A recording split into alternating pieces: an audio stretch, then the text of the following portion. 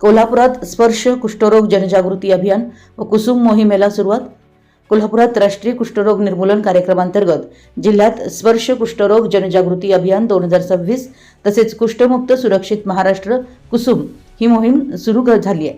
30 जानेवारी ते 13 फेब्रुवारी 2026 या कालावधीत कुष्ठरोग निवारण दिन व जनजागृती पंधरवडा साजरा करण्यात येणार आहे।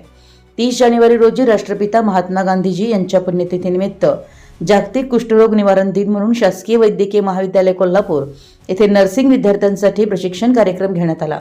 या कार्यक्रमास आरोग्य उपसंचालक डॉक्टर दिलीप माने, जिल्हा शल्य चिकित्सक डॉक्टर प्रशांत वाडीकर, जिल्हा आरोग्य अधिकारी डॉक्टर अनिरुद्ध पिंपळे हे उपस्थित होते। यावेळी सहाय्यक संचालक कुष्ठरोग डॉक्टर हेमलता पालेकर, वैद्यकीय अधिकारी डॉक्टर वैभव शिंदे, डॉक्टर शोभा भोई तसेच पर्यवेक्षिका सौ कुरुंदवाडी यांनी मार्गदर्शन केलं। कुष्ठरोग विभागाचे सर्व अधिकारी व कर्मचारी उपस्थित होते।